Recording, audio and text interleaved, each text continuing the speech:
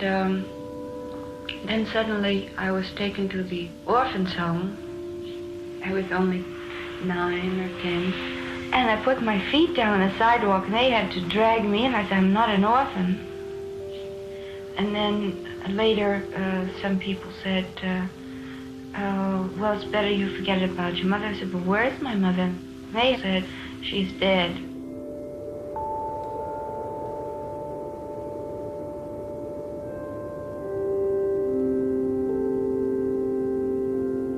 I used to sit up in the window and cry because I'd look over and I'd see RKO, and I knew my mother had worked there, and she'd been a cutter there, and all the kids were asleep.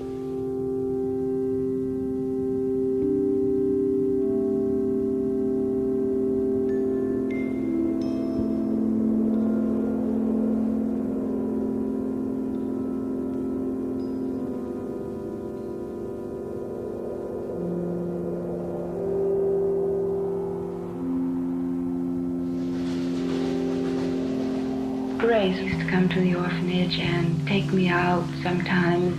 Well, she was my legal guardian, and she once worked as a film editor, and she had been my mother's best friend. I could put on her lipstick. I was only 9 or 10, and she would take me someplace to have my hair curled, which was unheard of because I had straight hair. Things like that meant a great deal to me.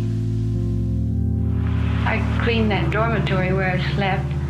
Oh, everything had to be perfect, you know. You swept and then you dusted everything. We had a bed and a chair. We had a locker downstairs. Also the kitchen, you could earn money there. I washed 100 plates, 100 cups, spoons, and forks, and you made 5 cents a month. And they took 1 penny for Sunday school. So you had 1 penny left. So you hope you can buy your friend or friends some little thing at Christmas. Well, I complained bitterly to Grace, who was my guardian. There were these people who took me for a while.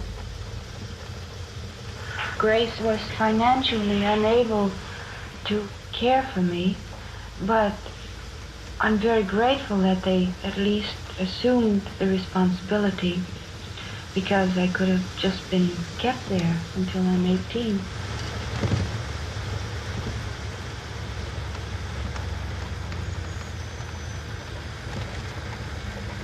The whole world, which was always closed to me, I just felt like I was on the outside of the world. And suddenly, when I was 11, everything opened up. Kids in school.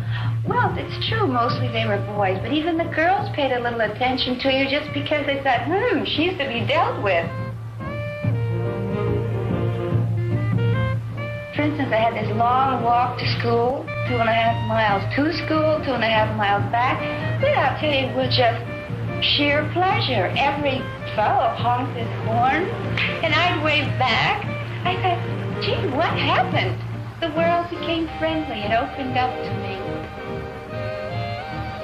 The newspaper boys used to come around to where I lived, and here I was, 11 and 12, hanging from the limb of a tree. And then some of them would bring a friend along, and they'd all pull their bicycles up around the tree, and I would ask the boys, I said, can I ride your bicycle now? And they said, sure. And then I'd go zooming, riding down the block, laughing, riding, and they'd all stand around and wait till I came back.